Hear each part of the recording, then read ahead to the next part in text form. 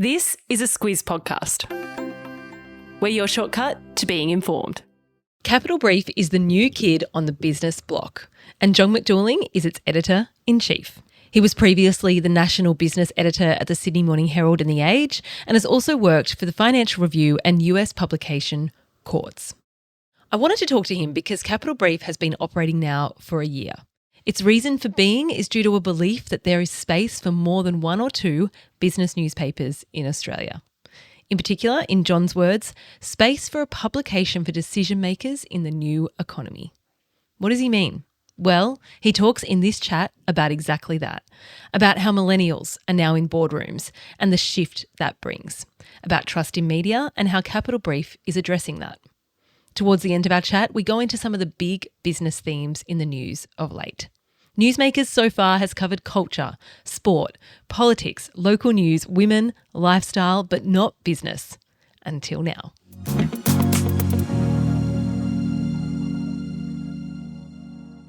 John, you studied politics and economics at university, not journalism. How did you come to journalism? I was kind of forced into it, actually. So I began my career actually in the finance industry. Like many people, like many Australians, I left post-uni and went sort of on a, what I thought would be a soul-searching experience and, like backpacking across Europe. But I actually ended up in London and straight into quite a serious job in finance. Always found, the financial world super interesting and exhilarating, but it was actually always the news aspect to it that intrigued me the most. During that stint in London, I met my now wife, who was American, and she wanted to go back to America. So we left in March 2007. We left London. We quit our jobs. I think we took our last bonuses and went travelling for a few months. And the week we left, Bear Stearns went under. And the week we arrived in the US, Lehman Brothers went under. And if you wanted a job at an investment bank, you weren't going to get a job at an investment bank. So I didn't really have a choice. So from there, I shifted into writing, financial writing, and picked up a few gigs along the way covering markets for a global audience. And from there, came back to Australia and a few years later landed at the AFR and kind of never looked back, really. The rest is history. The rest is history, How do you, it's an interesting background. We've had a lot of people come in here who are lifelong journalists. They've said to me, that's what I always wanted to be. But I haven't asked them this question because I just wonder what your definition of journalism is. Like, how would you explain it to someone? What is journalism to you? Like, what's the purpose of it, I guess? The essence of journalism to me is reporting the news that does not yet exist, I guess, finding stories that haven't been told yet. It can also be explaining difficult concepts to an audience. But I guess journalism is really about documenting the truth. Like, that's what it is at its core. That is the main one. And the interesting thing, and I'm going to come back to this, but first of all, you actually are no longer on the tools in the way that you used to be. You're the editor of Capital Brief. For people who haven't worked in media, and even those that do, how is that the job of editor different to the job of a journalist? Like, what's your day-to-day and how different is it? Yeah, well, the role of an editor at a sort of a big legacy publication and a startup are probably slightly different. Certainly in my current role, I'm even more deeply an editor than I was in the past. But it's really, you have to make decisions. You have to make decisions on whether, part of it is commissioning and setting the daily news agenda, and we want to go and find these stories and here's how we're going to do them. And we've seen this somewhere else. How can we match that story and throw it forward? What are the things our audience is interested in and should be aware of that we should be telling them? Where are our strengths as a publication and what do we want to serve up to the audience? When I was running the business desk at the Herald and the Age, running that section, it was a pretty big section. I had a lot of it was about delegating. There you have a lot of resources to attack stories. You can work with other teams. We did a lot of work together with the politics team and sometimes the state desks as well. So there's a lot of delegating and organising in those places. Also used to work very closely with some of the senior investigative journalists there. But looking back at it now, they're such big organisations, so much more of it there is managerial, whereas when you're in a startup, it's kind of like you're wearing 5 hats. You're doing everything. You're commissioning, you're actually handling the copy and really helping journalists, we want Capital Brief to be a place where journalists come to do their best work. So I kind of see my role as facilitating that and helping this great team of journos break great stories and write really interesting stories and, get our name out there and bring something different to the table, really. But it's really... Do you see everything that goes out? The Capital Brief, at this, because how many journalists do you have working for you now? We're around the 20 mark. So do you I can't see. You can't see everything. We've just got to. In the early days, it was everything was going through me, and that was pretty intense.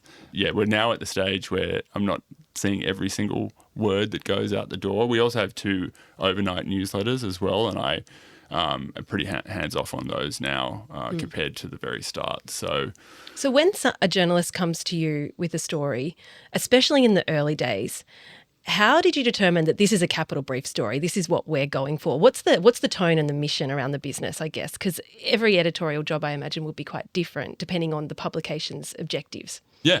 So we said we wanted to be a publication for decision makers in the new economy. We think that there's been a generational shift in Australian business and that hadn't been adequately captured or fully captured by the existing media. So we're often telling stories about founder-led businesses in Australia attacking global markets, fast-growing business models, often involving sort of technologies and that kind of thing. And in Canberra, we've tried to bring a point of difference to the table as well with covering different policy initiatives like the Future Made in Australia Act very deeply.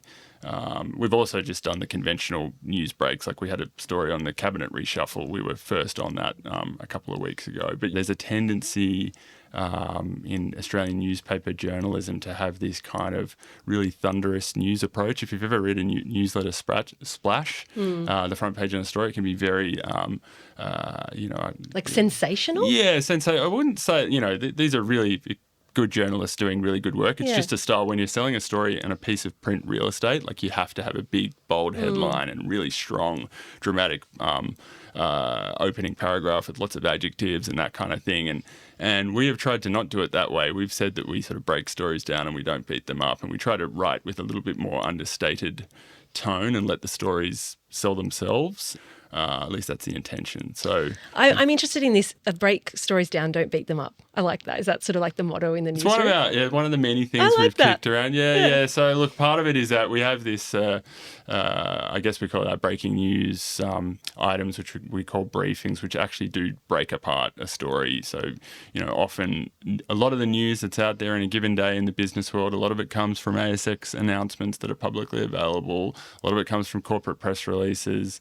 And publicly available things. And for those items, we actually break them apart into, sort of bullet points. We don't try and weave a sort of 500, 600, 800 word story around it where you can't figure out what the news is. And so that's one of the ways we try to break the news apart. And the other way, as I said earlier, we just try and sort of don't oversell stories when we don't need to, let them sort of, let them carry themselves. As I understand it, necessary things for Capital Brief to succeed was the ability to break stories. So that's a really core objective of yours, is that need to break stories.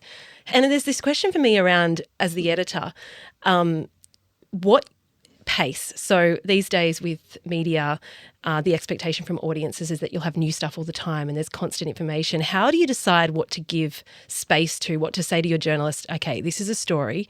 We think there's legs here, but I need weeks to commit to this. I need months, sometimes years, sometimes to commit to this in a small media business. How do you make that call? Okay, I can afford this person to go off and do this for that long a time because they might have this story that's going to mean that we're going to attract an audience we hadn't attracted before. Yeah, it is. That is one of the hardest challenges, balancing that, need to keep things ticking over, but also allowing people the time to do the best work of their careers, hopefully. That's really hard, but breaking news is really, really hard, and you got to give credit to, we're trying to bring something different to the table. You got to give credit to the publications out there that do break a lot of news. We've actually just tried to focus on areas that aren't being covered and where we have strengths and where we can find things that aren't being written about. And, we've talked about we think there's a generational shift in Australian business, and some of these emerging industries and entrepreneurs numbers behind them. For us, that's kind of the core of our publication. For other publications, it's kind of a thing over off on the side. And so we've been able to report some of those situations and companies rigorously. Probably one of the biggest stories we had was about an executive departure at Canva, one of the biggest startups in Australia, which kind of hasn't faced sort of rigorous scrutiny so far because it's done so incredibly well. Yeah. But it's a perfect sign of a company maturing and becoming. They're headed towards a very big IPO as soon as next year. Really, it already is one of the biggest companies in Australia, but it's always been, treated as this thing over off on the side. And there's a perception that Australian business is, men in suits and boardroom tables, and these companies in Australia that have been around for 100 years, and some of them were spun out of the government and that kind of thing. And we think there's a new generation of business, and those companies deserve to have their stories told as well. And they're becoming powerful companies too, and they deserve kind of scrutiny. And that's what we're trying to bring to the table. And that's what you mean by the new economy? Yeah, that's exactly what we mean. So as I said, we think there's a new generation of companies that are really rising to leadership roles across the economy. There's just a generational shift across the economy completely. Like millennials are now in their 40s and in the C-suite, and senior figures in government and billionaires and all that kind of thing, and they're really becoming a really important cohort within the economy. They're also a very big cohort within the economy. We want to tell the story of Australian business through their eyes, through our eyes. I'm in that generation. And there's a whole wave of companies like that too. And the big companies that we all think about, the CBAs, the BHPs, the Qantases, and they're very important, and we report on them all the time. But I think there's a difference in mindset between how they see the world and how the Canvas and the Atlassians... What is that difference? Well, in raw political terms, this sort of new generation, this new economy generation, tends to be a bit more progressive. So there's that. They tend to operate in global markets, so they think globally rather than we're a domestic monopoly or oligopoly. We're sheltered by regulation. We need to fight to keep that regulation in a certain way. Media is another example of one of those sort of oligopoly industries where the big players were all founded decades ago, centuries ago in some instances. But this new generation, they tend to be more progressive. They're competing in global markets, so they think differently about that. And there's just a different perspective on their fast-growing companies rather than sort of mature companies. So they're concerned about hiring people, and they're concerned about where do they unlock talent from, and they probably want to, they have a different perspective on policy issues surrounding immigration and those kind of things than some other companies do.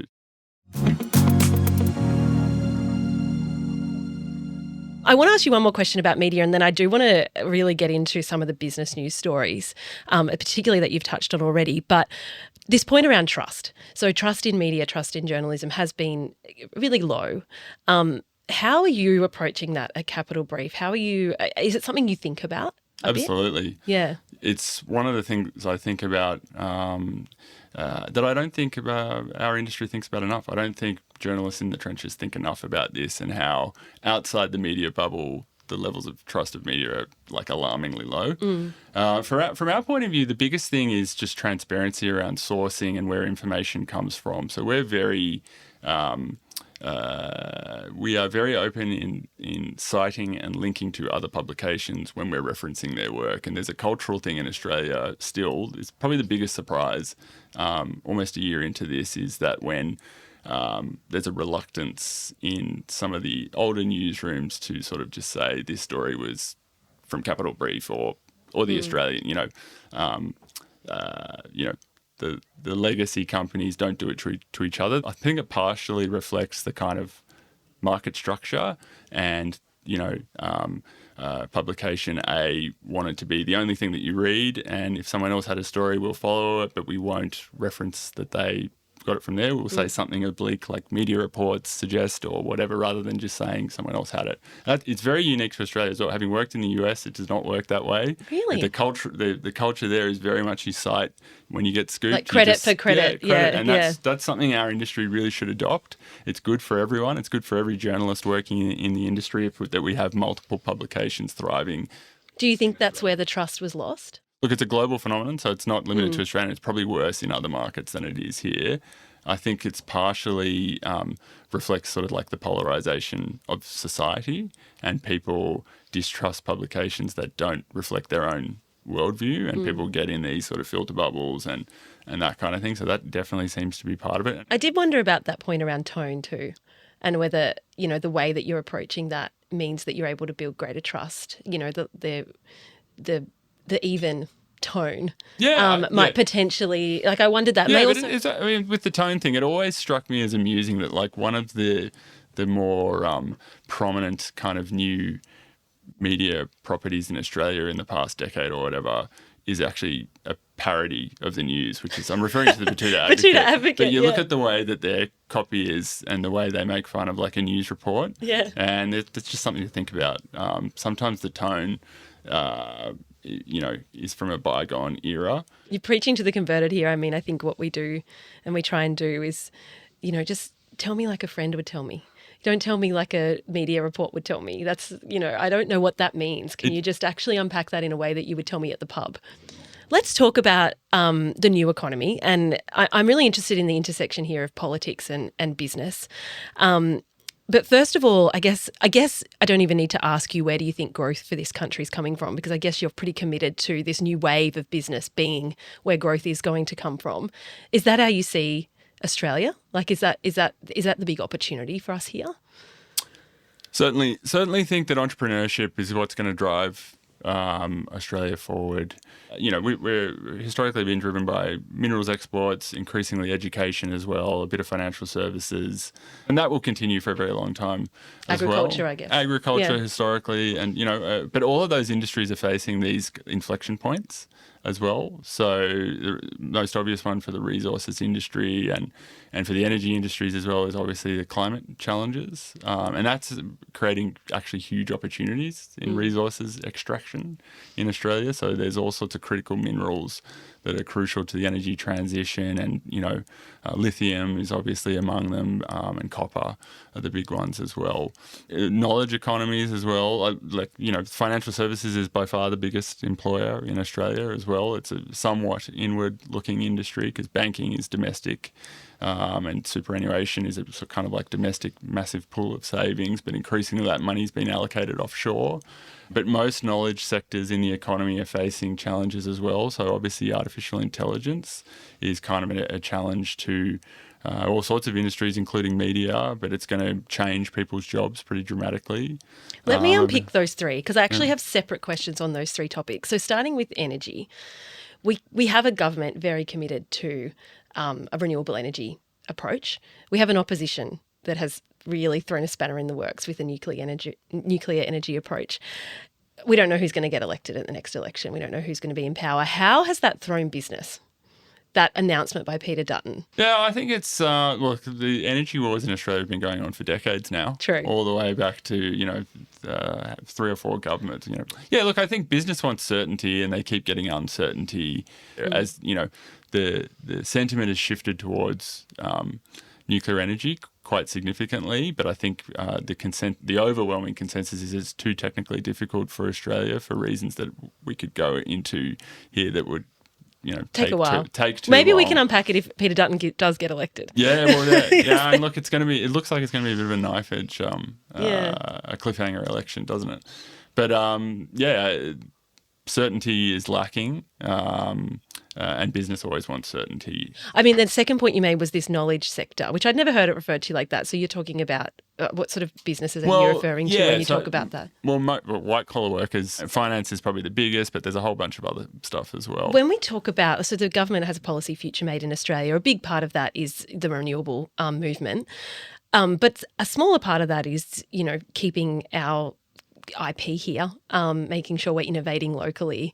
I assume having the brains here rather than sending them overseas to come up with great ideas. Are we primed for that? Is that possible? I think the government's approach there is very well intentioned, but it usually doesn't come down to like entrepreneurs want to have this like burning ambition to build things, and policy tweaks can affect that at the margins. But I think it's more down to kind of the raw animal spirits of people wanting to, do new things, and make them work, and they figure out the rest. And there's a conversation about whether Australia is actually like that naturally or not. Yeah, well, this is the thing. It was culturally unacceptable to do a startup a generation ago, and now it's flipped the other way. There's a tremendous surge in entrepreneurship out there, and it's the success of Atlassian and Canva and a lot of companies overseas as well has really spurred that. And we have great universities that produce great technical talent, and we have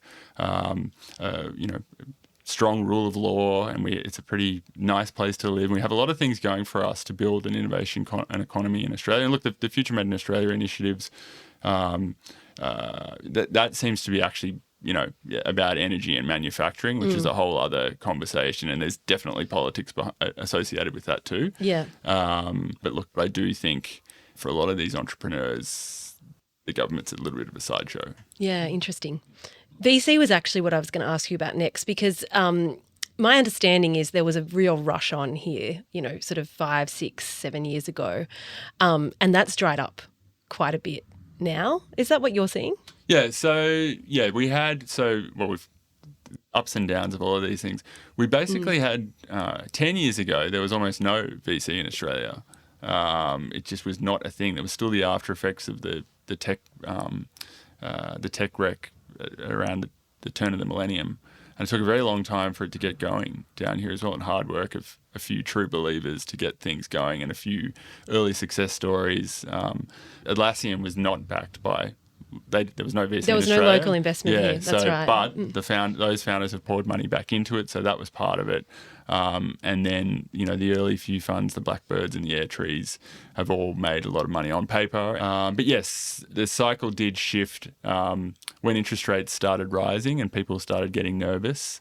And before this AI bubble really took off, there was definitely a retreat in VC, and there weren't a lot of deals getting done, and there wasn't a lot of money getting raised. But yes, that market is, experiences ups and downs like anything, bigger ups and bigger downs than probably any other market you can think of out there, because it's emotional, nearly. Yeah, well, that is a game. That VC game is very different to the kind of investing that everyone else that people would become used to. It's you're searching for home runs, and there's a lot of failures along the way, and then there's one big, huge home run that pays for everything else and then some. Yeah. It is a game of hits and misses, and they fully expect to have a lot of misses, which makes it a great thing to cover journalistically. It makes it a lot of fun to cover journalistically, but the people who are actually putting their money into it are very deep-pocketed, and they would be very well diversified outside of their venture exposure. But yeah, it's been one of the big stories in Australian finance over the past few years, is that we actually now have a very vibrant venture capital scene, and that's one of the key things that's powering this whole new economy forward. And Capital Brief, it would appear. Well, yeah, as far as the opportunities that you might have to mark out your key point of difference. Just a couple more questions. The first one, I guess I'm talking to you the day before a rates decision, so this is a sort of an unfair question, but the economy more broadly. What are you seeing? What is Capital Brief seeing around how this all might play out? The big economic story for the whole year at a very macro level has been Australia and the US being in completely different paths. So up until like a week or two ago, there were fears that we could have a rate hike. That now seems to have dissipated to some extent. The big story, though, has just been persistent inflation. Like, it hasn't gone away. There's been a lot of interest rate hiking over the course of the past 18 months in Australia and elsewhere, and it seems to be more stubborn here than in other markets. There's probably a few technical reasons why that's the case here, and until it goes away, we're probably not going to see interest rates getting any lower, and that's just the reality of it. That's just the way monetary policy works. How much do you watch what's happening in the US? A lot. I got to confess, I do watch the US pretty closely. It just has such a big bearing on certainly the sectors that we're interested in. Having spent quite a bit of time there myself, it's always just very interesting to see what's going on over there, and the crazy deterioration of politics in the US is another big story to watch this year that we've been getting into a little bit as well. But yeah, I keep a pretty close eye on Will you have them. someone in the US for the election? Haven't decided yet. Okay. That's a budget decision. I didn't want to commit to it. That's a budget decision. Yeah, and we've got a couple of months to go. So let's see what happens. Yeah. I mean, my final question, I think, will just be about you. You've worked in these disruptive media companies. This is the second time around. Is this like, a glutton for punishment, or is it just what you like doing? Why does it matter so much to you that you're working in environments where you are being, disruptive when it comes to media? Yeah, it's a challenging thing. And, people would say, why would you want to launch a new media business in Australia at this time without an international partner, in this post-social era of news? Yeah. I couldn't think of anything more exhilarating and exciting to do. And we just strongly believe that there is a place for what we're doing at Capital Brief, and wouldn't want to be doing anything else. There you go. Thanks for joining us, John. Thanks.